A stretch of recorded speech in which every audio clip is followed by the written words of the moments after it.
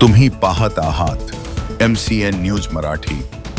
पवित्र श्रावण महिना सुरू झाला की बहुतांश घरांमध्ये मांसाहार पूर्णपणे बंद केला जातो। अशा वेळी शरीराला आवश्यक असणारे प्रोटीन आणि जीवनसत्वे कशी मिळवायची असा प्रश्न अनेक खवय्यांना पडतो। पण आता चिंता करायची नाही।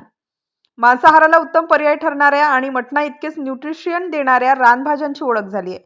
बुलढाणा जिल्ह्यातील खामगाव येथे गोसे महाविद्यालयाच्या वतीने भव्य रानभाज्या महोत्सवाचे आयोजन करण्यात आले आहे। श्रावण महिन्यात मांसाहार वर्ज्य असणाऱ्या नागरिकांसाठी हा महोत्सव विशेष आकर्षण ठरतो आहे। MCN न्यूज मराठी करिता आनंद जवंजाळ, खामगाव। आज इथे GS कॉलेज खामगाव इथे रानभाजी उत्सव सुरू झालेला आहे। ह्या रानभाजी उत्सवाचं वैशिष्ट्य आहे की याच्यामध्ये सगळ्या प्रकारच्या रानभाज्या ठेवल्या गेलेल्या आहेत। त्याची माहिती सगळ्यांना मिळणार आहे आणि रानभाज्यामध्ये एवढं जीवनसत्व आणि प्रोटीन्स आहेत। आता श्रावण महिना सुरू आहे आणि श्रावणात मांसाहार शक्यतोवर बंद करतात, उपवास करतात महिनाभर। मग आता त्या मांसाहारातून जे काही पोषण मिळतं ते या भाज्यांमधून मिळू शकतं। जर आपण मांसाहार बंद केला तरी महिनाभर या भाज्या एवढ्या पौष्टिक आहेत आणि निसर्गाने एवढं काही याच्यात प्रोटीन्स दिलेले आपल्यासाठी की ते आपल्याला पुरतात। म्हणजे नॉनव्हेज नाही खाल्लं तरी पुरणार आहे। तर ह्या भाज्यांमुळे आपल्याला आरोग्य मिळणार आहे, सगळ्या प्रकारचं पोषण मिळणार आहे।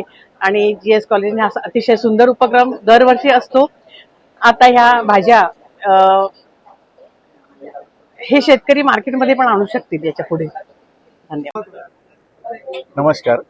आम्ही रानभाजी महोत्सव दरवर्षी गोसे महाविद्यालयामध्ये या ठिकाणी याकरिता साजरा करतो की आज जी पिढी आलेली आहे त्यांना निसर्गामध्ये बदलत्या ऋतुमानानुसार ज्या काही नैसर्गिक आपल्याला स्वास्थ्याकरिता आवश्यक असणाऱ्या गोष्टी उपलब्ध असतात त्याचा अवेअरनेस नसल्यामुळे, त्याची ओळख नसल्यामुळे याचा फायदा करून घेता येत नाही।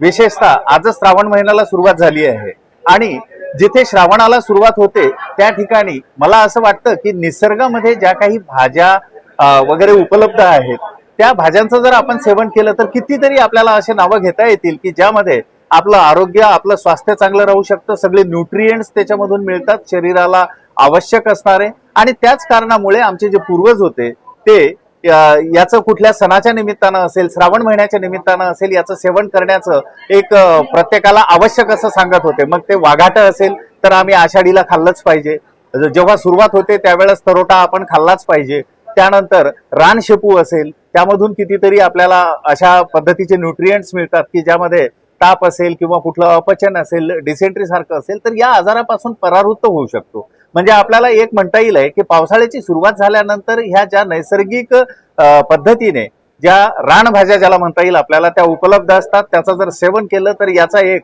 संपूर्ण वर्षभर आणि मोफत अशा पद्धतीची आपल्याला जणू काही वॅक्सिनच घेतलेली आहे अशा पद्धतीचा त्याचा फायदा आपल्याला होऊ शकतो। याची ओळख सर्वांना व्हावी, कारण या नवीन जनरेशनला बरीचशी ती ओळख नाहीये, त्यांना ती ओळख व्हावी, त्याचा फायदा व्हावा, मेडिसिनल व्हॅल्यूज कळाव्यात, न्यूट्रिएंट व्हॅल्यूज कळाव्यात, हा महत्वाचा उद्देश नजरेसमोर ठेवून आम्ही दरवर्षी या रानभाजी महोत्सवाचं या ठिकाणी आयोजन करत असतो। संपूर्ण विद्यार्थी, गावातील सर्व नागरिक याचा फायदा घेतात आणि त्यांना ओळख करून दिली जाते। आपणही हे याचा फायदा करून घ्यावा ही सर्वांना नम्र विनंती। धन्यवाद।